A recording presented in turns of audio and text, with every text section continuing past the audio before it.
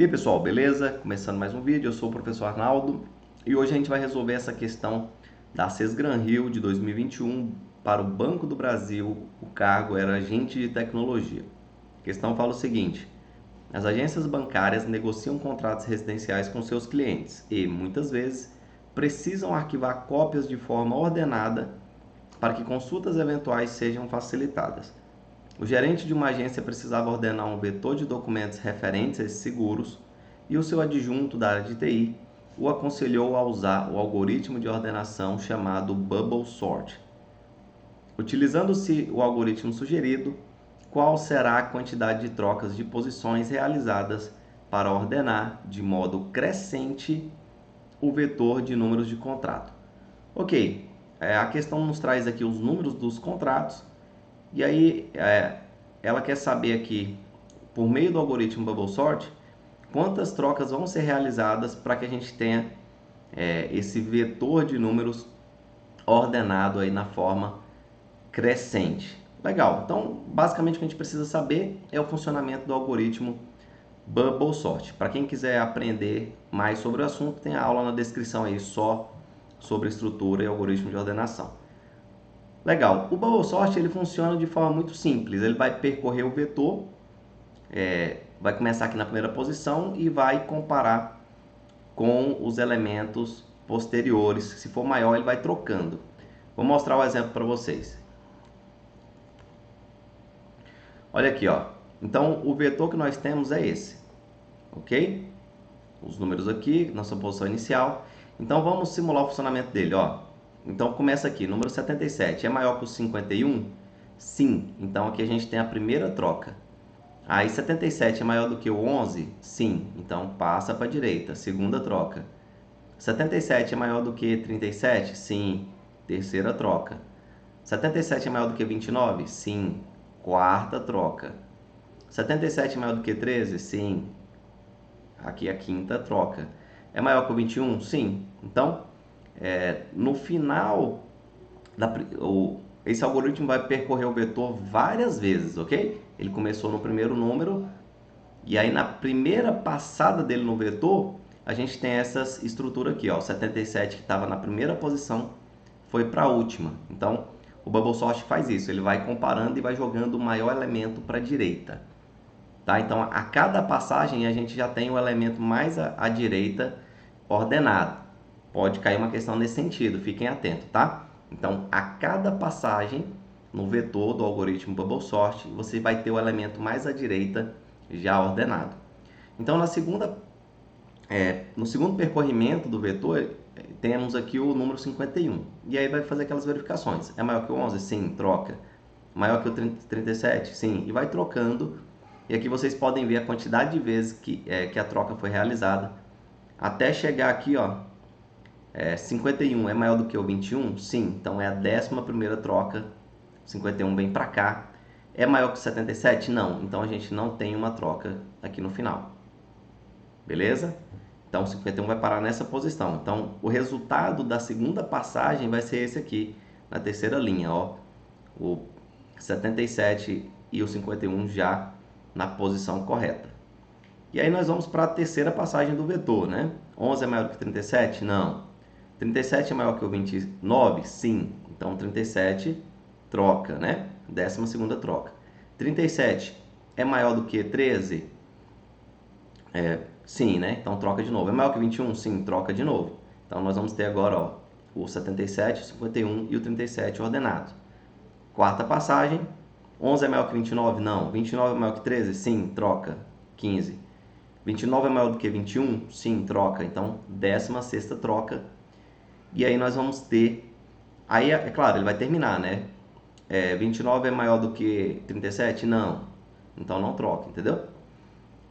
Aí no final a gente vai ter essa estrutura, tá? Então o algoritmo já ordenado, ó.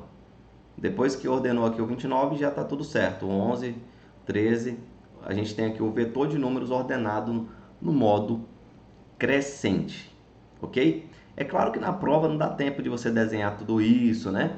Mas nem precisa. Eu fiz essa questão a primeira vez de cabeça. Como? Aqui, ó. É só você olhar aqui a primeira estrutura que foi dada, ó. nós temos aqui, ó, os números, você vê, ó, 77 maior que 51, sim, troca, 1. Maior que 11, sim, troca. Maior que 37, troca. 29, troca, troca, troca, né? Até ir pro final, que o 77 é o maior. Então, você vai contando quantas vezes foram trocadas. Aí, você vai pro próximo. 51 é maior que 11? Sim, troca, troca, troca, troca. Ok? Então, você vai fazendo essa contagem. Legal? Você não precisa jogar tudo no desenhar tudo. Então, a resposta correta, 16 trocas vão ser realizadas para ordenar esse vetor. Questão da Sesgran Rio de 2021 para o Banco do Brasil, agente de tecnologia era o cargo. Essa questão traz o seguinte: ao tentar resolver um problema de aprendizado de máquina que separava um evento entre duas classes, um desenvolvedor encontrou uma acurácia de exatamente 90%. Lembrando que a acurácia diz respeito à taxa de acerto. Analisando a matriz de confusão, o desenvolvedor constatou que os verdadeiros positivos eram 14.169, que os verdadeiros negativos eram 15.360 e os falsos positivos eram 1.500 e os falsos negativos é o que ele quer saber, né? Então, aqui nós temos 90% de taxa de acerto. E aí vamos primeira coisa, identificar, separar cada parâmetro desse, né? Então, verdadeiros positivos dizem respeito àquelas classificações que ele considerou como verdadeiras, né? Que como positivas e de fato elas eram positivas. A gente vai entender isso bem quando a gente, por exemplo, fala sobre um antivírus, né? Tem que classificar se uma coisa é ou não um vírus. Ele tem que identificar isso. Então, o verdadeiro positivo é quando ele fala isso é um vírus e de fato aquilo é um vírus. O verdadeiro negativo é quando ele fala isso não é um vírus e de fato aquilo não é um vírus. Tá? Então, quando a gente fala de verdadeiro, significa que ele acertou na proposição, na classificação. Aí, quando a gente vai para falso positivo, que é o que ele tem aqui, 1501, muda a coisa, né? Falso positivo significa o quê? Que ele identificou, ele falou que uma coisa era um vírus, mas na verdade não era. Então, isso é um falso positivo. E aí ele quer saber o quanto que é o falso negativo. Né? O falso negativo é quando ele fala que não, isso não é um vírus, mas na verdade aquilo era sim um vírus. Legal? Lembrando que essa questão do vírus foi só para exemplificar, né? É uma aplicação. Bacana. Então vamos separar as coisas. Eu fiz aqui aqui de forma simples, um bloco de notas mesmo, só para vocês identificarem. Ó, então nós temos aqui taxa de acerto, que ele acertou, né? Os verdadeiros, positivo e negativo. Dá 90%. É o que ele está falando lá, ó, 90%. Então, verdadeiro positivo, 14.169. Verdadeiro negativo, 15.360. Somando-se esses dois valores, nós temos 29.529. Os erros. Ora, se o acerto é 90%, o erro é 10, né? O total, o mundo que está sendo considerado aqui tem que ser 100%, né? Então, falso positivo ele já deu pra gente, 1501. Quer saber quanto que é falso negativo? Para saber isso é fácil, né? Por exemplo, se a gente souber quanto equivale os 10% do todo, é só subtrair por 1501, né? Que aí a gente já sabe quanto que dá o falso negativo. Mas para isso nós temos que fazer alguns cálculos. E aí entra aquela velha e boa história, né? Ninguém tem calculadora na prova e também não tem todo o tempo do mundo para fazer o cálculo. Então, eu tentei colocar para vocês aqui a forma mais simples, tá? Possivelmente tenha outros caminhos, se você souber, pode colocar no comentário aí para ajudar a gente. Mas é uma das formas que eu acho que dá para utilizar na prova, tá? Então, eu fiz aqui um exemplo simples, ó. Então, como é que a gente faria isso? Você teria que colocar aí fazer aquela regrinha, né? Então, a gente tem aqui, ó, 90% equivale a 29.529. Você tem que colocar isso no papel. Aí do outro lado, a gente tem o 100% e a gente quer saber quanto que equivale a 100%. Né? Se 90% é 29 mil e tanto, 100% equivale a quanto? Nós precisamos descobrir o 100%. Aí tem que fazer a multiplicação cruzada. Beleza. Aí surge o primeiro complicador em termos de tempo, né? Tem que multiplicar 29 mil e tanto por 100. Você vai fazer tudo um por um, né? Aquele no braço. Aqui no caso tá fácil, né, pessoal? Nesse caso aqui, ó, é só você contar a quantidade de zeros e adicionar aqui. Então, por exemplo, 29.529 ficaria 29.529 e aí você acrescenta 2 zeros. Entendeu? Então, se fosse 10, acrescentava só 1. Como são 2 zeros, acrescenta 2. Então, ó, aqui, ó, fica 2.952.900. Então, para você ganhar tempo nessa multiplicação, é só adicionar o zero aqui. Ah, professor, como é que você sabe que é 2 milhões? Ora, isso aqui era 29 mil, coloca mais um zero, fica 290 mil. Coloca mais um zero, fica 2 milhões, né? Então, ó, dá isso aqui, 2 milhões 900 e tanto, beleza. Aí a gente quer saber quanto que dá, que vai ser aqui o mundo total, 100%, né? Tá, mas aí surge o outro problema, ter que dividir 2 milhões e não sei quanto por 90. Não que seja difícil, mas dá um trabalho. Vamos simplificar? Tem um zero aqui, corta, né? No dividendo você corta um zero do dividendo, corta um zero do divisor, e aí vai sobrar, em vez de 2 milhões, vai sobrar 295.290 dividido por 9. Ok, aí você tem que fazer o cálculo. A não ser que você consiga fazer isso de cabeça, parabéns. Mas, não sabendo, vamos lá. Eu vou aqui, ó, com vocês. Para auxiliar, você pode colocar a tabuada aí do 9, então isso aqui na cabeça mesmo, né? Você consegue fazer. Mas eu coloquei aqui a tabuada do 9 só pra gente, para facilitar aqui a nossa divisão. Então, ó, show! Como é que eu faço essa divisão? 2 é menor que 9, então eu preciso de um valor maior, né? Então, da esquerda para a direita, eu vou pegar mais uma casinha. Então, 29. 29 é maior que 9? Sim. Então, vamos dividir. 29 dividido por 9 dá quanto? Aí eu preciso multiplicar o 9 por um valor que mais se aproxima ao 29, que é o 27. Ou seja, dá quanto? 3, né? Então, aqui eu teria o 3, né? Então, 3 vezes 9 dá 27. Ok, 27, tá. Aí faz aquele esqueminha, né? Subtrai 29 por 27, sobram 2. 2 é menor que 9? É, né? Então, ó, a gente desce aqui o 5. Então, fica 25. 25 dividido por 3, aí novamente, precisa de um valor que mais se aproxima do 25, mas não pode passar, né? É o quê?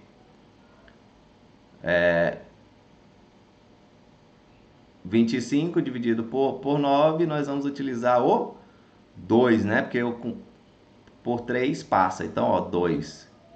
2 vezes 9 dá 18. 18. Você subtrai, sobra 7. Não é isso? Show! Aí tem o 2. Você desce o 2 lá em cima, né? Desce a próxima casinha. 72 dividido por 9 dá quanto? Nós já temos aqui, ó. É 8, ó. Olha lá na tabuada aqui do 9, né? Dá 8. Não é isso? Aí, 8 vezes 9 dá exatamente 72. Sobra 0. Show. Sobra um 0. Aí sobra 90. Então, você pode fazer... Aqui no caso tem que fazer os dois, né? Então, 90 dividido por 9 dá quanto? 10, né? Isso aqui é o mais fácil. 10 vezes 9, 90, fechou. Então, o valor final é isso aqui, ó. Tá? Então, os 100% equivalem a 32.810. Entenderam? Equivale a 32.810, perdão. Show! Então, voltando aqui, como é que eu descubro os 10%? Aí você tem que... 3.810, então vamos lá. 3.810. Não, perdão, o 32.810, né? 32.810 menos. Aí eu vou subtrair eu quero saber quanto que dá os 10%. Subtrai, tira o 90%, que dá quanto? 29.529. Ou seja, fica 3.282, né? Então, os 10% aqui dá 3.282. 3.281, perdão. 3.281, show. Aí é só subtrair esse valor por 1.501, né? Menos 1.501. Aí eu sei quanto que vale o falso negativo, né? Então, ó, 1.501 mais, dá quanto? 1.780 equivale a 3.281. Legal? Então, a nossa resposta aqui, ó, o falso negativo equivale a 1.780. Então, ó, alternativa C. Entenderam? Não é uma questão difícil, mas é uma questão que dá um trabalho, né? E aí, quanto a concurso público, a gente tem que se ater, se preocupar a questão do tempo. Então, buscar esses atalhos são importantes e ajudam bastante. Legal? Já aproveito o momento para dar uma dica para vocês. Com base na minha experiência, é importante que vocês estabeleçam para cada prova uma estratégia. A estratégia mais adequada para vocês lidarem com as questões, com a prova, né? E isso vai depender de cada prova. Considerando o quê? O peso. Então, o que vale mais? São as questões discursivas? Então, dependendo do peso de cada matéria, você tem que dar foco naquilo que é mais importante. E você sabe a melhor forma que o seu cérebro funciona. Então, por exemplo, eu quando fui fazer os últimos concursos, eu costumo ir na parte de direito para aquecer, porque direito, ao meu ver, não tem... Pelo menos na área de TI é mais decoreba, lei crua, né? Então, ou sabe ou não sabe, então você já vai ali esquentando os motores, respondendo essas questões. Aí, logo em seguida, depois que eu esquentei um pouco, eu já vou para o específico na área de TI. Costumo fazer só concurso na área de TI. E aí eu estou mais atento e a questão vale mais na prova como um todo. Então eu invisto o melhor da minha energia naquilo que vale mais. E aí faço isso e depois vou fazer um português ou outra coisa. Legal? Se atentar a essas coisas. E, por exemplo, antes de fazer a prova discursiva, quem for fazer prova discursiva, que cai em questões para você descrever questões técnicas da área de TI, é bom você fazê-las também depois da prova específica da área de TI. Porque aí você, às vezes, tem algum insight, alguma coisa que você pode ali lembrar respondendo as questões que vão te auxiliar na hora de fazer a discursiva. Tá? E também não precisa deixar a discursiva exatamente para o final, porque ela é importante. Se você for deixar no finalzinho da prova, você pode estar muito cansado. Então, depois que eu faço a específica, eu já vou para a discursiva e depois eu vou fazer outras coisas de menos peso, de acordo com o peso de cada questão, de cada etapa da prova, na prova como um todo. Legal? Dica para vocês aí. Questão da Sesgran Rio de 2018 para a Petrobras, cargo analista de sistemas júnior. Ela traz o seguinte: 2 funcionários de uma empresa de crédito discutiam sobre quais algoritmos deveriam usar para ajudar a classificar seus clientes como bons ou maus pagadores. A empresa possui para todos os empréstimos feitos no passado um registro formado pelo conjunto de informações pessoais sobre o cliente e de como era composta a dívida inicial. Todos esses registros tinham classificações de bons ou mal pagadores, de acordo com o perfil de pagamento dos clientes. A partir desses dados, os funcionários querem construir um modelo, por meio de aprendizado de máquina, que classifique os novos clientes que serão descritos por registros com o mesmo formato. Ok, nós temos aqui algumas alternativas, né? E aí a questão quer saber qual algoritmo que ele vai utilizar. Então, 2 funcionários aqui, eles vão classificar os clientes entre bons e maus pagadores. E aí a empresa já tem, né, ali um conjunto de registros de dados para treinamento do algoritmo. Inclusive esses registros, eles já estão classificados. Beleza? Eles já possuem classificação, ó. Os registros já tinham classificações de bons e mal pagadores, ou seja, os dados já estão rotulados. Eles querem classificar os novos clientes, eles vão construir um modelo, vão utilizar um algoritmo para classificar os novos clientes, mas para isso, para treinar o algoritmo, eles já estão utilizando dados já classificados, não é? Então, qual é a melhor alternativa para esse cenário? Pelo que a gente observa, dados já rotulados, a gente já sabe que tem que ser um supervisionado, né? Um algoritmo supervisionado. Então, vamos ver o que nós temos aqui. Primeira coisa, nós já conseguimos observar alguns erros nas alternativas que, claro, já eliminam essas alternativas, não é?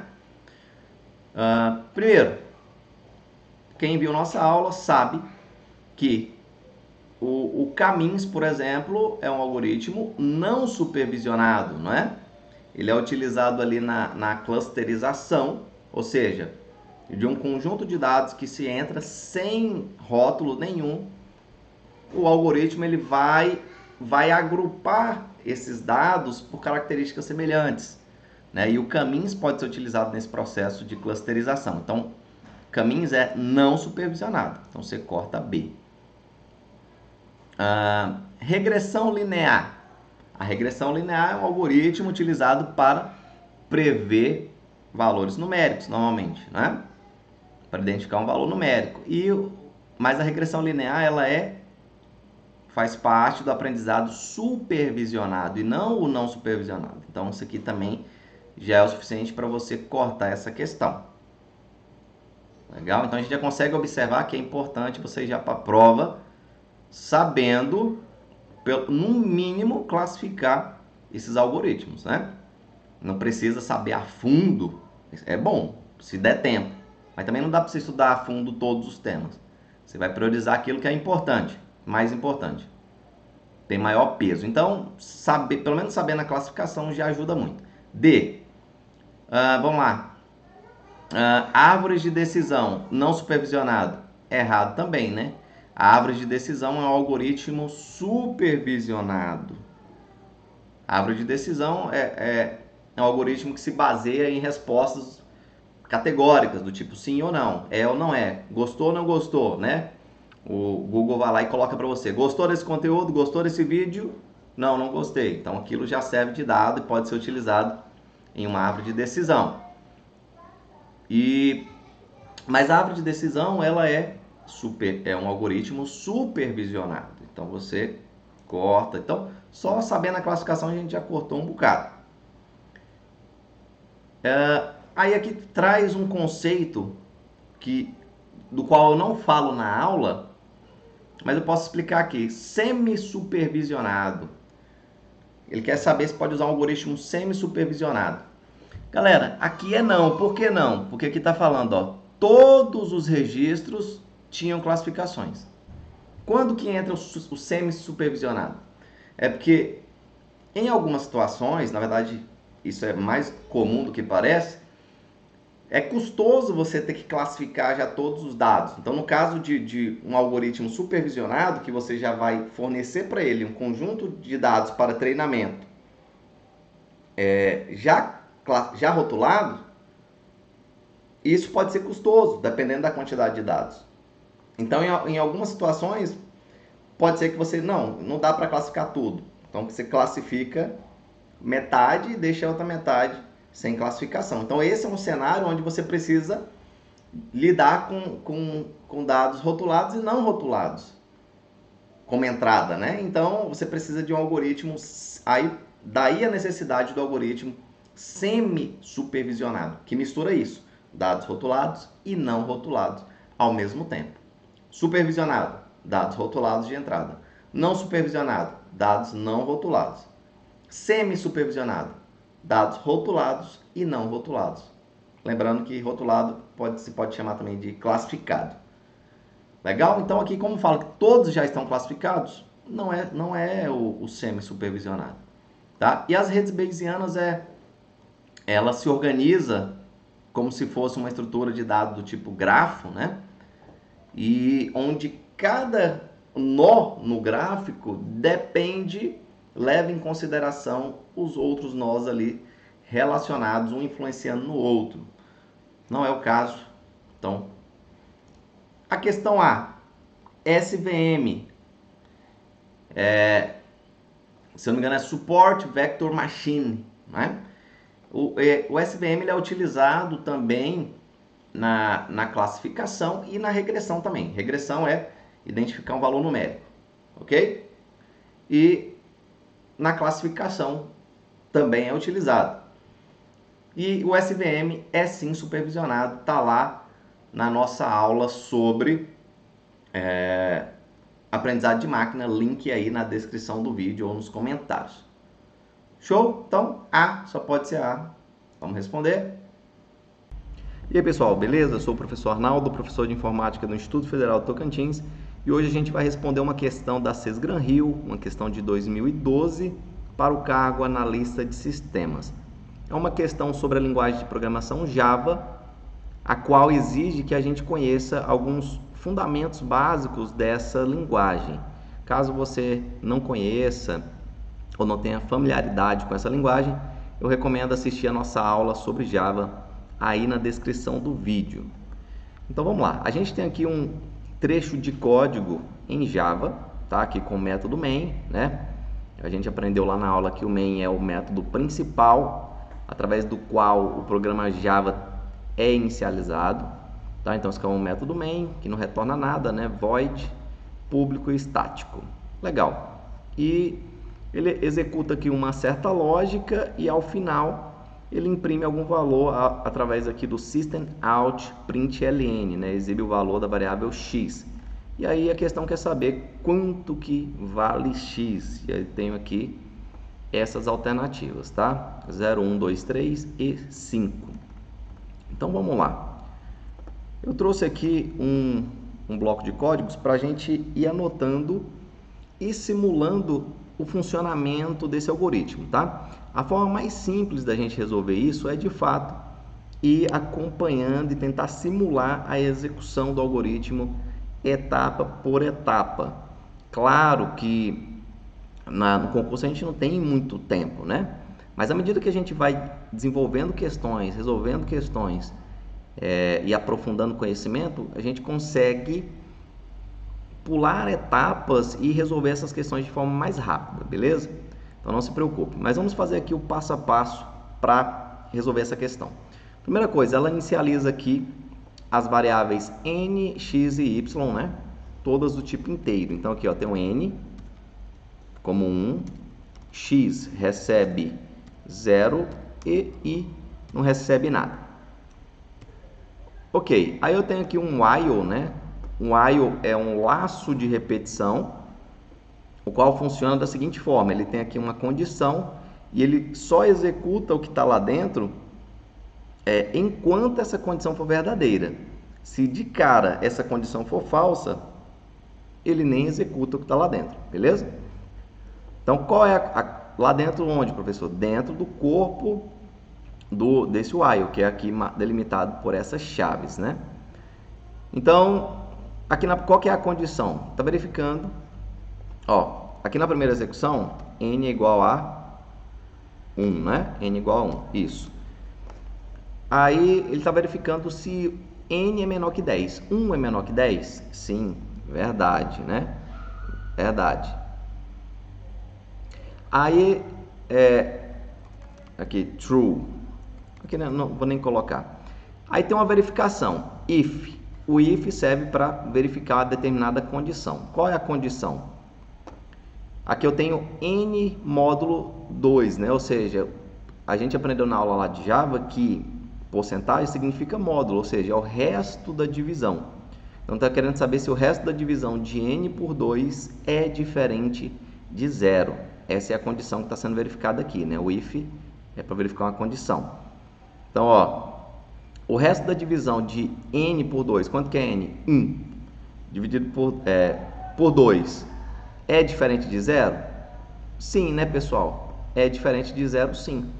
Só vai dar 0, o resto da divisão por 2 só vai dar 0 quando o número for par, né? 2 dividido por 2 vai restar 0.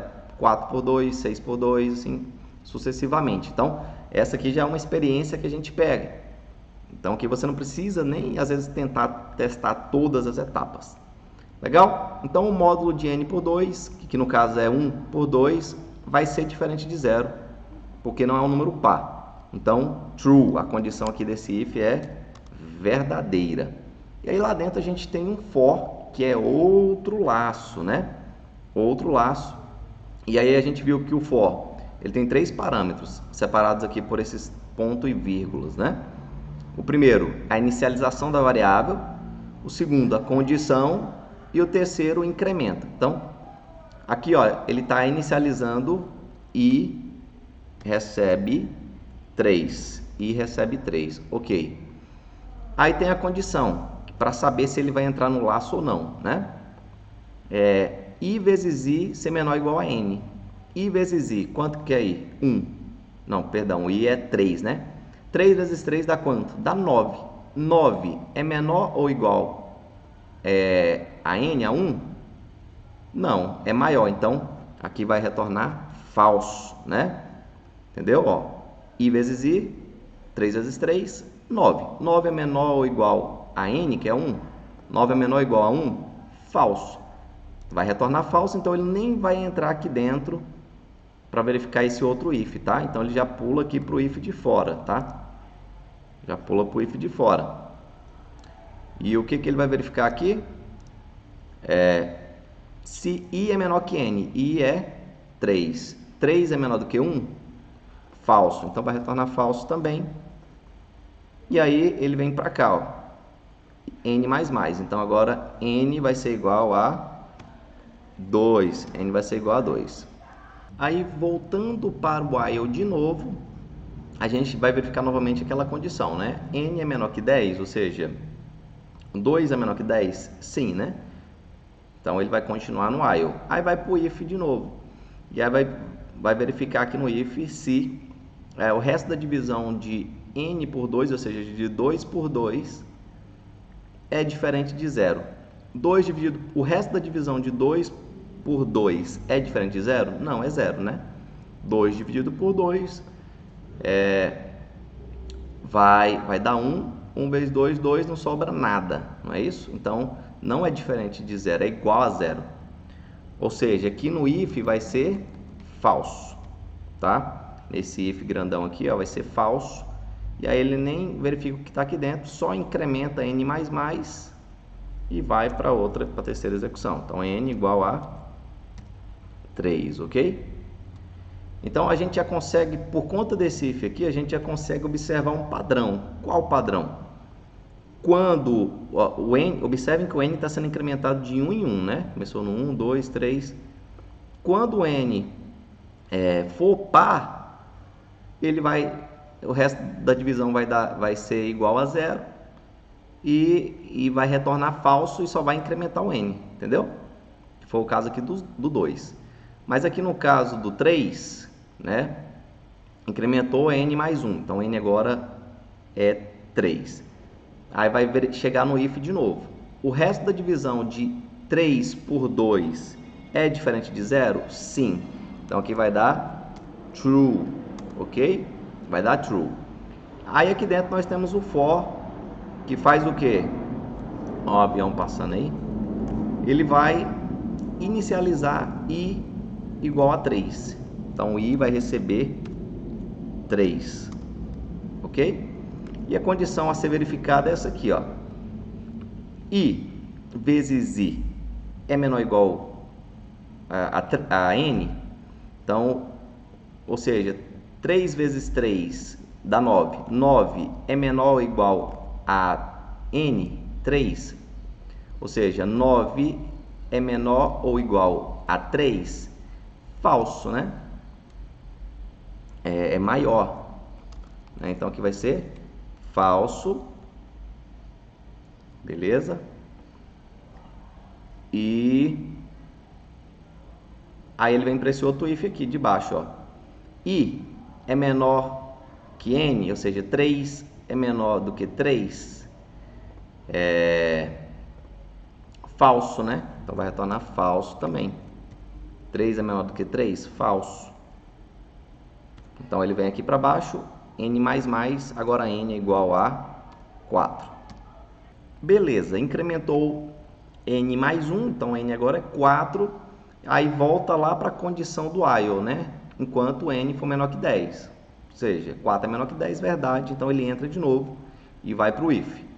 Aí no if vai verificar o seguinte: o resto da divisão de 4 por 2 é diferente de 0? Falso, né? 4 dividido por 2 vai dar 2, 2 vezes 2, 4, não sobra nada, é igual, o resto da divisão é igual a 0. Então aqui vai retornar falso. Vai retornar falso e ele só pula aqui para depois do if e incrementa n mais, né?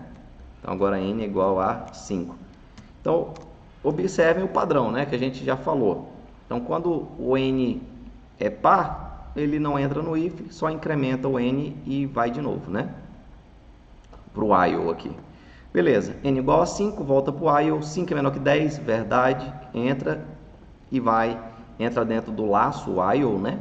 E vai verificar o if de novo. Aqui no if a gente tem a seguinte situação: é o resto da divisão de n por 2, ou seja, de 5 por 2 é diferente de 0. Então a gente já aprendeu que quando é ímpar, o resto da divisão nunca vai dar 0. Então, aqui é verdade, né? Então o resto da divisão é diferente de 0, né? Exclamação igual significa diferente, é diferente de 0. Verdade. Aí entra no for. O for vai fazer o quê? Colocar o i igual a 3 e vai verificar. I vezes i é menor ou igual a n? Então 9 é menor ou igual a 5? Falso, né? Aí ele vem aqui para esse if de baixo, tá? Observem que o for até agora ele nunca foi verdade. Essa condição aqui, ó, i vezes i menor ou igual a n, nunca deu verdade. Então sempre foi falso aqui, né? E aí nunca, ou seja, esse if mais interno nunca foi executado. Beleza? Aí pulou para esse if de baixo. I é menor ou igual, é menor que n, ou seja, aqui, ó, 3 é menor que 5. Verdade, ó, true, verdade. Logo, olha o que está acontecendo aqui. X mais, olha que interessante. O x vai receber, aqui, ó, x vai receber, x era 0, né? Agora x é igual a 1. Estão vendo? Então x é igual a 1. Vou juntar aqui só para facilitar a visualização para vocês. Beleza, pessoal? X é igual a 1. Tá? Porque entrou nesse if aqui de baixo. Beleza, incrementou. Por que x é igual a 1? Porque x era 0. Aí ele recebeu mais 1, né? Mais significa incrementa mais 1. Então agora ele equivale a 1. E temos o incremento do n. N recebe mais 1. Então agora n é igual a 6. N igual a 6. Beleza. Aí de novo aquele mesmo esquema, né? No IO aqui, n é menor que 10, verdade? Vai para o if, ó, é par, né? Então o resto da divisão não vai dar diferente de 0, vai dar igual a 0. O resto da divisão de 6 por 2 vai ser igual a 0, então vai retornar falso. E vai simplesmente incrementar o n de novo. Então n agora recebe 7. Aí continua sendo menor que 10. A gente observa que vai executar até o 9, né? Beleza. Aí chega no if de novo.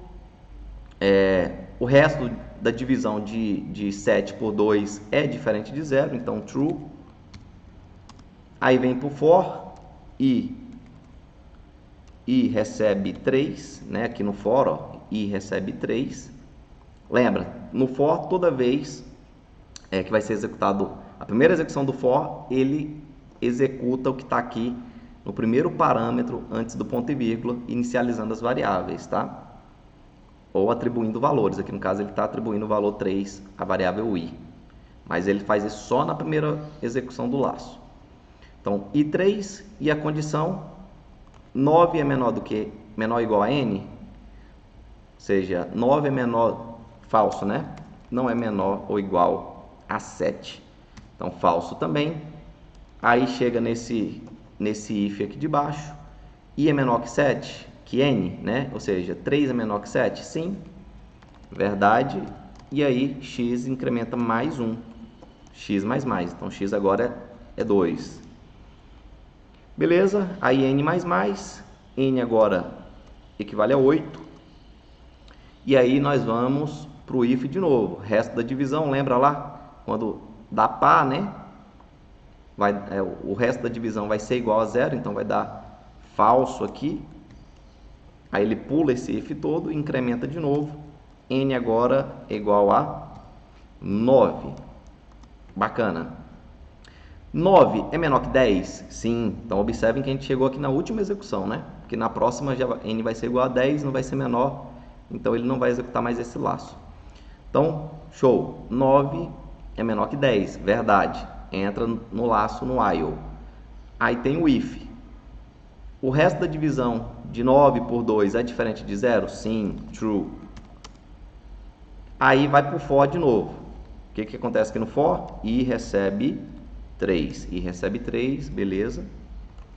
Aí tem aqui 9 i vezes i, né? Ou seja, 3 vezes 3, 9. 9 é menor ou igual a n? N é 9. Ou seja, 9 é menor ou igual a 9? Sim, é igual, né? Aqui está perguntando se é menor ou igual. Como é igual, então vai retornar verdade. Aqui vai retornar verdade, ó, true. Primeira vez que essa condição no for retorna true. Então vai acontecer o que agora, professor? Vai entrar dentro desse if aqui dentro. E vai perguntar o que? Se o resto da divisão de n por i é igual a 0. Vamos ver? N. Então, 9 dividido por 3 dá quanto? 3, né? 3 vezes 3, 9. Não sobra nada. Sobra 0. Ou seja, o resto da divisão é igual a 0. Então, essa condição aqui vai ser verdadeira, né? O resto da divisão de 9 por 3 é sim igual a 0. Então, ele vai executar o break. O break, a gente fala dele lá na aula. Link na descrição aí. O que o break vai fazer? Vai pular fora desse for. Tipo, ele quebra o laço, né? Tipo, tô indo embora. Quebrou. Ele não executa nada mais dentro do for. Então, ele pula para fora. O que é o para fora? Para fora do corpo do for, que termina aqui nessas chaves, né? Então, ele vem para cá, para esse if de novo, ó. E aí vai verificar o que? I é menor ou igual a n? 3 é menor que 9? Sim, verdade. X agora recebe mais 1. X é 3. E depois ele finaliza com n recebendo mais 1, dá 10. E aí volta para o while e é feita a nova verificação, né? N é menor do que 10? 10 é menor que 10? Falso. É igual. Então, ele não entra mais no while, continua a execução depois do while, ou seja, ele vai imprimir agora, através do system.out.println, o valor de x. Quanto que é x agora? X é 3, né? Na última execução a gente observou que x ficou com o valor 3, beleza? Então a resposta que ele pergunta, ó, qual o resultado produzido por esse método quando ele é corretamente executado? Valor 3. E aí, pessoal, beleza? Estamos aqui para resolver uma questão da banca Sesgran Rio de 2021 para o Banco do Brasil, cargo de agente de tecnologia. É uma questão sobre estrutura de dados que diz o seguinte, ó, em um determinado treinamento de pessoal de TI, para facilitar o aprendizado sobre o funcionamento de estrutura de pilhas, de dados pilha, utilizou-se o jogo de trocas cujas regras são apresentadas a seguir. Aí está aqui falando as regras, né? Então vamos lá. Para começar o jogo, o jogador recebe duas pilhas, P1 e P2. P1 está preenchida com 4 fichas, identificadas por nomes fictícios e empilhadas em ordem alfabética crescente a partir do topo. P2 está vazia. Uma ficha desempilhada de P1 é imediatamente empilhada em P2. A operação P2 POP acarreta a impressão do nome que está na ficha desempilhada e descarte da ficha. Para ganhar o jogo, o jogador precisa determinar corretamente, dentre as sequências derivadas da sequência inicial, por troca da posição de seus elementos, qual delas poderia ser impressa com essas operações. No início do jogo foram dadas as pilhas P2 vazia e P1 preenchida com as seguintes operações de empilhamento: push P1 Zeus, push P2 P1 Hades, push P1 Cibele, push P1 Apolo. Considerando-se esse cenário, qual seria a sequência possível de ser impressa da esquerda para a direita de acordo com as regras do jogo das trocas? Pessoal, essa é uma questão de estrutura de dados, né? Aqui está trazendo a estrutura pilha. E para quem não sabe nada sobre estrutura de dados, a gente tem um vídeo aí no nosso canal sobre estrutura de dados. Aí na descrição do vídeo você vai achar para você poder estudar sobre o assunto, tá? Essa é uma questão que eu vi o pessoal falando sobre ela no grupo. Então a gente tem um grupo no WhatsApp também. Se você quiser se juntar a nós aí, a outras pessoas que estão estudando informática para concurso, você é muito bem-vindo. E vamos lá, primeira coisa, vamos entender as regras, pessoal. Duas pilhas, a gente tem aqui duas pilhas, P1 e P2, tá? E elas estão da seguinte forma, ó. A gente tem aqui P1, em que foram inseridos alguns elementos. Aqui ele fala de duas operações, né? Push e pop. O pop é a operação de retirar item da pilha. Então, uma pilha, ela tem a estrutura, a característica de o último elemento que chega é o primeiro a sair. É o que a gente chama de last in, first out. Por exemplo, ó, eu tenho Cibele aqui na pilha, coloquei Apolo. Apolo foi o último a chegar. Mas se eu quiser tirar elementos dessa pilha, eu tenho que tirar dos que estão no topo. Você não consegue tirar o prato lá de baixo sem tirar os que estão em cima primeiro, né? Então você tem que tirar o último que chega é o primeiro a sair. Essa é uma característica da pilha. Eu não consigo ter acesso a Zeus se eu não tirar esses 3 elementos de cima antes, ok? Isso é o pop. O push é o processo de inserir itens, elementos na pilha. E aí temos duas regras aqui. A primeira é quando ocorre um pop na pilha P1, esse elemento vai para P2. Ok? Pop em P1, ele vai para P2. Agora, se ocorrer um pop em P2, o que acontece? Esse elemento ele é impresso, o conteúdo dele é impresso e ele é descartado. Entendeu? Então, pop de P1, esse elemento vai para P2. Pop em P2, esse elemento é impresso e ele é descartado. E aí a questão quer saber qual que é a sequência possível, né? Nós vamos concordar que o enunciado da questão não foi muito bem elaborado, é um tanto quanto confuso, mas entendendo essas regras e por eliminação a gente consegue chegar ao resultado. Então vamos lá. Vamos à primeira opção, ó. Aqui falando, quer saber uma sequência, qual seria a sequência possível de ser impressa? Então vamos na primeira, Apolo, Zeus, Cibele e Hades. Tá, como é que eu poderia imprimir isso aqui, né? Apolo, Zeus, Cibele e Hades. Tá, Para imprimir Apolo, primeira coisa, eu tenho que efetuar um pop em P1. Pronto, ele veio para P2, tranquilo. Mas eu tenho que imprimir Apolo. Como é que eu faço para imprimir?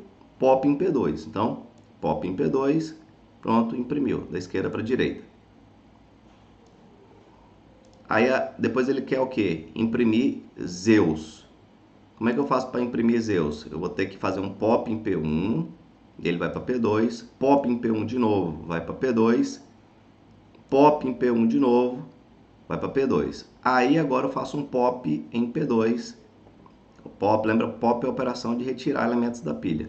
Pronto, imprimiu Apolo e Zeus. Tá aqui, né? Apolo, Zeus. Agora Cibele. Como é que eu vou fazer? Como é que eu vou imprimir Cibele aqui? Não tem a opção, lá nas regras do jogo não fala de efetuar pop em P2 e ele ir para P1. Não, pop em P2 imprime. Então, ó, se eu efetuar um pop em P2 é Hades. Então não tem como, Apolo, Zeus, beleza, mas aqui não tem como imprimir Cibele agora. Se fosse Apolo, Zeus, Hades e Cibele, aí daria. Então essa primeira alternativa é errada, né? Então vamos voltar. Vamos voltar os elementos aqui para a pilha, ok. Tá assim. 2, Hades e Apolo, né? Vamos começar Hades e Apolo, Zeus e Cibele. Então Hades e Apolo. Como é que eu faço para imprimir Hades? Pop em P1, vem para cá. Pop em P1, vem para cá. Pop em P1, Hades. Pop em P2, Hades impresso. Agora, Apolo. Como é que eu faço para exibir Apolo? Não tem como. O próximo pop em P2 vai ser Cibele. Então, não tem como eu acessar Apolo agora. Questão alternativa B também, impossível de ser concretizada. Voltamos. Alternativa C.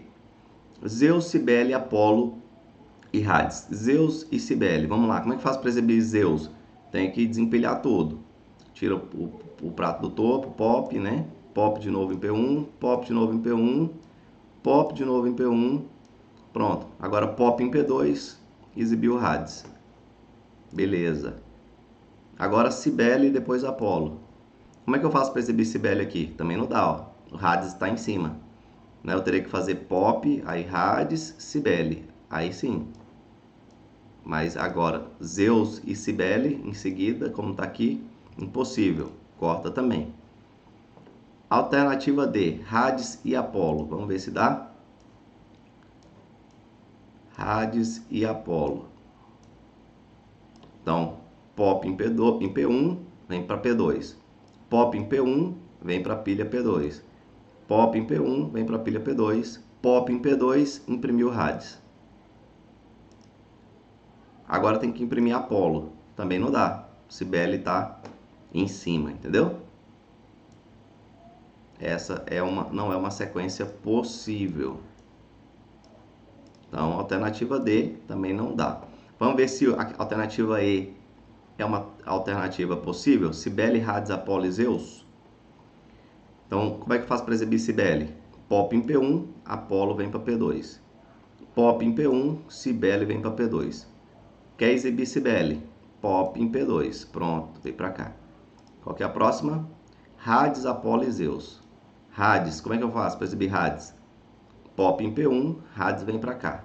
Pop em P2, Hades impresso. Apolo agora, né? Pop em P2, Apolo impresso. Aí para finalizar, pop em P1, pop em P2. Pronto, Cibele, Hades, Apolo e Zeus. Cibele, Hades, Apolo e Zeus. Alternativa E. Beleza? Essa é a alternativa correta. E aí, pessoal, beleza? Aqui é o professor Arnaldo e hoje a gente vai responder uma questão da Sesgran Rio para o Banco do Brasil de 2021. Essa questão. Então vamos lá. Ela fala o seguinte: em uma agência bancária, as filas de atendimento são ordenadas da esquerda para a direita, e o gerente dessa agência percebeu a presença equivocada de um idoso com a senha 52 na fila de atendimento não preferencial. Visando sanar o equívoco, o gerente resolveu que na primeira oportunidade faria uma busca no sistema para saber se a senha 52 ainda estava ativa indicando a presença do idoso na fila de atendimento não preferencial. Caso positivo, procuraria o idoso para trocar a senha por outra de atendimento preferencial. Se não, ele iria ali registrar o fato para posterior discussão no grupo de qualidade de atendimento.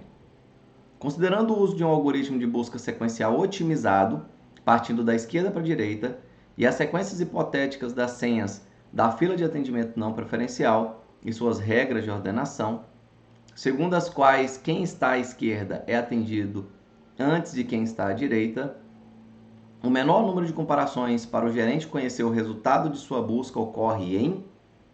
Então, nós temos aqui, resumindo o enunciado dessa questão, o gerente ele quer aqui descobrir das alternativas que nós temos aqui embaixo. Ó. Aqui tem senhas hipotéticas, né, da fila de atendimento não preferencial e as regras de ordenação dessas filas. E aí, a questão quer saber qual alternativa indica que o menor número de comparações que o gerente terá que realizar para saber se o idoso está ou não na fila. Beleza? Essa é uma questão de estrutura de dados. Quem quiser estudar a estrutura de dados, nós temos aí na descrição do vídeo uma playlist com uma aula específica para esse assunto. Então vamos lá. Aqui nós precisamos analisar cada alternativa. Na primeira opção nós temos aqui a fila que está sendo apresentada aqui à direita, né? 23, 45, 81 e aí vai. E essa fila ela está ordenada de forma sequencial, né? E de forma crescente, ok? Então, beleza. Lembrando que a gente está falando de um algoritmo de busca sequencial otimizado, né? O algoritmo de busca sequencial, ele vai um por um, começando no primeiro elemento e seguindo até o último, né? Até localizar o elemento em questão. Beleza. Aqui nós sabemos que os elementos dessa primeira lista já estão ordenados. Ou seja, para o gerente saber se o idoso está ou não na fila, quantas comparações ele vai ter que realizar? Vamos lá. Primeira comparação, ele vai verificar, né, o primeiro item, a senha 23, então não está. 52 é maior que 23, né? Então vamos para a próxima, deve estar para frente. A gente já sabe que está ordenado. Então a próxima senha é 42, ok, segunda comparação, então não localizou. 52 é maior do que 45, então pode significar que nós temos mais senha para frente. Então segue o algoritmo de busca. Próxima senha, 81. Beleza, essa aqui é a terceira comparação. Ora, 52 é maior do que 81? Não. Então 52 era, se estivesse nessa lista, era para vir antes de 81, correto? Porque aqui os elementos da lista já se encontram de forma ordenada, né? Aqui essa fila já tem os seus elementos posicionados de forma ordenada. Beleza? Então, a senha 52, nesse caso aqui, bastaria 3 comparações para o gerente saber que o idoso não se encontra mais na fila, correto? Então, 3 comparações, a questão quer saber o menor número de comparações para o gerente saber se o idoso está ou não na fila. Então, vamos seguir. Primeira alternativa, 3. Segunda alternativa, também está ordenada de forma crescente. E aí vamos seguir a mesma regra da primeira alternativa, então. Então, 13, 52 é maior, vamos para a segunda. Segunda comparação, 52 é maior que 25, segue. 37 ainda é menor que 52, né? Então segue. 44, quarta comparação, menor que 52. E aí ele vai para a quinta comparação, que é justamente a 152, ou seja, nessa situação hipotética que o idoso se encontra na fila, estando aqui na quinta posição para ser atendida, né? Então aqui a gente tem uma estrutura de fila, lembrando que na fila quem é atendido é quem chega primeiro, né? Então, o first in, first out, quem chega primeiro é o primeiro a sair. Então, aqui nesse caso, para o gerente saber se o idoso estava na fila ou não, ele teve que realizar 5 comparações. Logo, a primeira alternativa aqui tem o menor número de comparações. Então, segue com a A. Vamos para C. Para C, a gente já consegue observar que a sequência está ordenada de forma crescente. Ok. Então, seguindo a mesma lógica das questões anteriores, né? Se passar do 52, significa que o 52, e não achar, significa que a 152 não está na fila. Então, o valor aqui que é maior que 52 é o 47. O 67, não é? O 67 é maior do que o 52. Então, nesse caso, o gerente teria que, para saber se o idoso estava ou não na fila, ele ia ter que realizar aqui também 5 comparações. Beleza? 5 comparações. Então, continuamos com a questão alternativa A, que são só 3 comparações. Na D, aqui está falando que a sequência está desordenada, ou seja, não há uma garantia aqui de que se aqui a gente passar por uma senha 95, por exemplo, que é maior que 52, podemos ter na frente, posteriormente, senhas menores, porque a sequência não está ordenada. Então, resumindo, nesse caso aqui, nesses dois últimos casos, teríamos que percorrer, o gerente teria que percorrer a lista toda para saber se o idoso está ou não na lista, ok? Então, aqui no caso, ele teria que realizar 7 comparações, não é? E aqui 6 comparações, beleza? Então, a única alternativa aqui mais correta, né, que indica o menor número de comparações, é a alternativa A. E aí, pessoal, beleza? Aqui é o professor Arnaldo e hoje a gente vai responder essa questão da Sesgran Rio de 2022 para a Eletrobras, cargo analista de sistemas. Ela diz o seguinte, a questão: o controle diário da utilização de passes de metrô em uma cidade é feito por programas que utilizam um banco de dados composto pelas seguintes tabelas. Então, nós temos aqui as tabelas: tabela passe, tabela reg, viagem. Antes de falar um pouco mais dessas tabelas, vamos entender aqui o resto do enunciado. A tabela passe contém uma linha para cada passe vendido pela empresa que administra o metrô. A coluna data expedição, né, ESP, informa a data de emissão do passe, e a coluna num viagens informa o número de viagens em que o passe poderá ser utilizado. Então, bacana, a gente tem aqui o NUM, o número de identificação do passe, né? A data de expedição e em quantas vezes o passe poderá ser utilizado, que é o NUM viagens. Ok. A segunda tabela é reg viagem. Ela contém uma linha para cada viagem em que o passe foi utilizado. A coluna num roleta informa a roleta na qual o passe foi inserido, e a coluna data viagem informa a data em que o usuário inseriu o passe na roleta. Ok, então o que nós temos aqui? Nós temos aqui a tabela passe, e como fala o enunciado, para cada passe que for vendido vai ser cadastrado um registro na tabela passe, né? E cada passe, por sua vez, vai ter um número de identificação, que aqui no caso é minha chave primária, primary key num, ou seja, coluna num é a nossa chave primária. Chave primária é aquele valor que identifica um registro dos demais, que diferencia ele dos demais. A chave primária ela é única, não pode se repetir, é exclusiva, ok? Então, por exemplo, numa tabela paciente, eu poderia ter, por exemplo, uma coluna CPF sendo a minha chave primária. Esse é um exemplo. É um valor que não se repete, tá? Aqui no caso está usando uma coluna chamada NUM, que é para armazenar o número do passe. Ok, eu tenho a data de expedição do passe e tenho aqui o número de viagens, né? A quantidade máxima que a pessoa vai poder usar aquele passe em viagens. Então, a gente observa que a tabela passe ela se relaciona com a tabela reg viagem, registro de viagem. O que eu vou ter na tabela registro de viagem? Para cada viagem que eu realizar com um passe, eu vou ter um registro diferente. Então, eu fui para um ponto A com aquele passe, passei na roleta, então, para o ponto A, na data tal, no número de roleta tal, eu fiz uma viagem e aqui eu tenho a coluna num. A coluna num que é uma chave estrangeira, olha só. Foreign key, chave estrangeira, coluna num, que referencia a tabela passe na coluna num da tabela passe.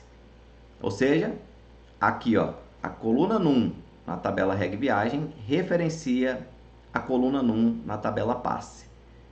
Logo, aqui num é uma chave estrangeira que aponta para a chave primária da tabela passe. Então, por exemplo, se eu tenho um passe com o número 100, o número do meu passe é 100, eu consigo fazer 3 viagens com esse passe. Então, eu vou ter um registro na tabela passe com as informações desse passe. Então, o número 100, a data Y e consigo fazer 3 viagens com esse passe. Ok. Lá, quando eu fizer a minha primeira viagem, eu passar numa roleta com esse passe, vai ser registrado lá na tabela reg viagem, vai ser inserido na tabela reg viagem um registro com as informações dessa viagem, que vai ter o quê? O número do passe, ou seja, o número 100 vai ser colocado aqui, tá? Na tabela registro de viagem. Então, ó, eu fiz uma viagem com esse passe, número 100, e passei na roleta A no dia tal. Aí no outro dia eu fiz uma segunda viagem com esse mesmo passe e vai ser inserido um novo registro na tabela reg viagem. Então, eu passei na roleta B, dia Y, e o número que vai ser registrado, o num, vai ser o num lá da tabela passe. Ou seja, o 100 de novo, né? Então eu consigo. Logo a gente tem aqui um relacionamento muitos para um ou um para muitos, depende da perspectiva, né? Então eu tenho um passe para muitas viagens, ok? Então um passe ele pode ter relação com vários registros de viagem e uma viagem sempre vai ter relação com um registro de passe só. Então relacionamento 1 para N, o que a gente faz? Cria uma coluna chave estrangeira na tabela N. Então aqui ó, a N é aquela que você pode ter vários registros. Então ó, eu não vou ter vários registros de viagem para um passe, então é aqui que eu vou criar uma coluna apontando para a chave primária da tabela passe, que é num, ok? Então vamos analisar as alternativas. A questão quer saber qual comando SQL não vai produzir um erro em tempo de execução, independentemente dos dados existentes nas duas tabelas que fazem parte do banco. Vamos analisar a alternativa A. Insert into reg viagem, ou seja, no registro de viagem, os valores 777, 720 e uma data aqui, né? O formato de data. Ok, vamos dar uma analisada na tabela registro de viagem. Olha aqui em cima, ó. Eu tenho, beleza. Quando a gente coloca assim, insert into no nome da tabela e não coloca entre colchetes, entre parênteses, quais colunas você quer preencher, significa dizer que você vai preencher todas as colunas. Então, aqui no caso eu tenho 3 colunas, num roleta e data viagem. Então eu tenho que passar 3 informações. Tem 3 informações aqui? Tem, correto. E tem que ser na mesma ordem. A primeira informação é o num, o número da viagem, né? Tá aqui. A segunda, número da roleta, tá aqui, 720. E a terceira é a data, tá aqui no formato de data, correto. Ok, qual é o erro que a gente pode ter nessa alternativa, pessoal? E aqui está falando o seguinte, ó, que vai produzir erro independentemente dos dados, né? Que não vai produzir. Ou seja, as outras vão produzir. Então, qual é o erro dessa questão aqui? Porque aqui justamente vai depender dos dados que estiverem nas tabelas. Por quê? O num, que é a primeira informação, não é o número do passe, não é uma chave estrangeira. Então a ideia da chave estrangeira é apontar para uma chave primária que identifica o passe. Ou seja, para que isso aqui funcione, lá na tabela passe, eu vou ter que ter um passe cadastrado com o número 7777. Se eu não tiver um passe lá na tabela, um registro, né, um passe cadastrado com esse número, vai dar um erro de referenciamento aqui. Então, o sistema ele busca garantir a questão da integridade referencial. Ele não vai permitir que se delete um registro que está sendo apontado por outro registro. Então, se eu tenho um passe que eu tenho viagens que fazem referência a ele, eu não posso deletar esse cara. E da mesma forma, eu não posso cadastrar uma chave estrangeira, vou registrar uma viagem, vou falar, ó, essa viagem foi usada com o passe 777, mas eu vou lá na tabela passe e não tem esse passe cadastrado. Então isso não pode acontecer. Então o que a questão está perguntando? Ó? Que não vai produzir erro independentemente do conteúdo, dos dados das duas tabelas. E aqui depende sim.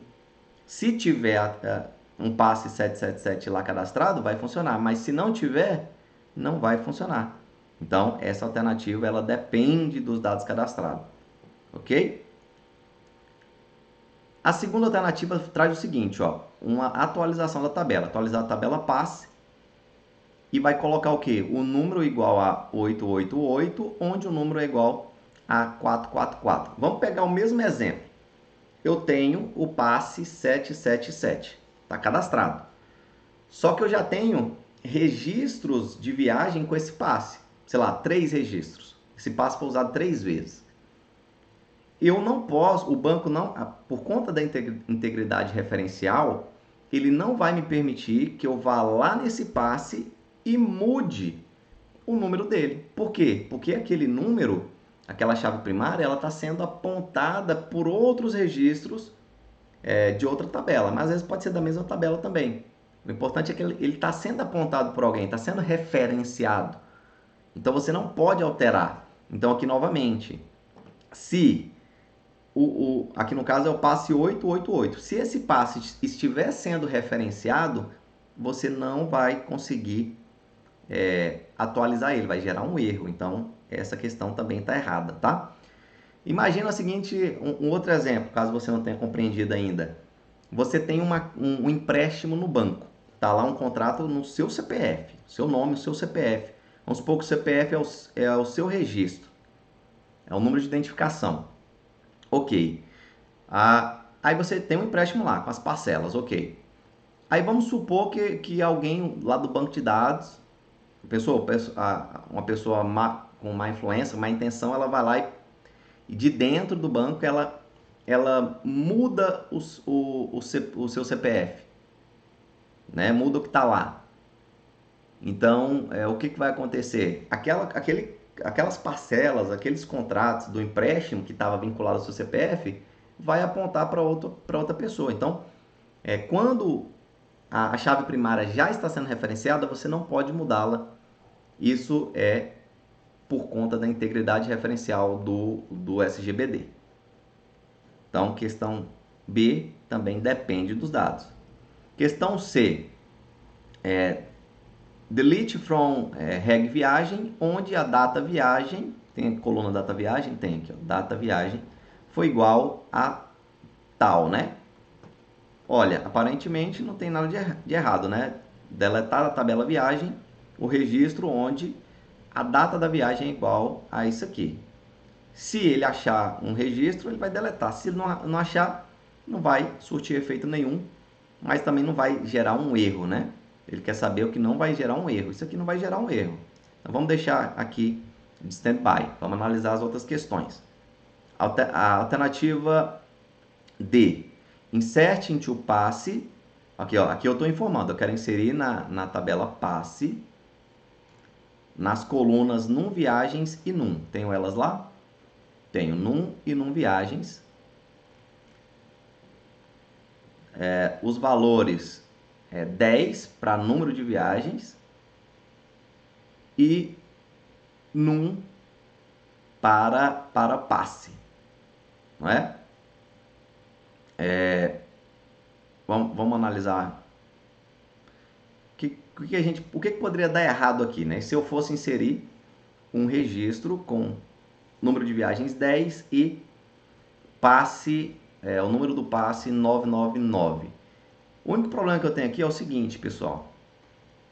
Eu tenho 3 colunas e as 3 são do tipo not null. O que significa not null? Não podem ser nulas. Então, todo registro que eu for cadastrar, ó, aqui está falando, ó, o NUM não pode ser nulo, a data de expedição não pode ser nula e o número de viagens também não pode ser nulo. Né? Então, está faltando informar o que aqui? A data da expedição, o data ESP, né? Aqui, ó, not null. E aqui nesse caso, ele está tentando, ele não está inserindo a data, então não vai conseguir cadastrar, vai dar um erro por conta disso. Existe um campo que não pode, uma coluna que não pode ser nula, que não está sendo preenchida, então vai dar erro também. A última alternativa, deletar da tabela passe, né? Delete from passe, onde a data expir é igual a tal, né? Onde a data de expiração, de expedição, não sei, foi igual a essa data. Qual é o erro dessa questão? Olha a coluna que ele está referenciando aqui, ó, data expir. Vamos lá na tabela passe? Eu tenho aqui a coluna data exp, eu não tenho coluna data expir, ou seja, é uma coluna que nem existe. Então, isso aqui vai gerar erro também, né? Uma coluna que nem existe. A única alternativa razoável aqui é a C. Então, essa é a resposta. Questão da Sesgran Rio de 2021 para o Banco do Brasil, o cargo aqui agente de TI. Tá? Ela traz aqui um código HTML. Então a gente pode ver que tem aqui acessando um script, né? Script.js. Temos um formulário. Dentro desse formulário a gente tem um input com ID, com classe, com valor já texto inicial e um botão, né? Um input do tipo submit para enviar. E aí ela pergunta assim, ó, considere também um arquivo TypeScript abaixo, que irá gerar o arquivo script.js no mesmo diretório. Ok, vamos ver o código. Ó, onload, ou seja, vai receber o evento e vai chamar uma função. Isso aqui é um arrow function, né? E quando o evento de load, né, quando ocorrer um carregamento na página, essa função vai ser disparada e vai ser passado para a função um objeto do tipo do evento, representando o tipo do evento, tá? Que é o que chama de event aqui, beleza.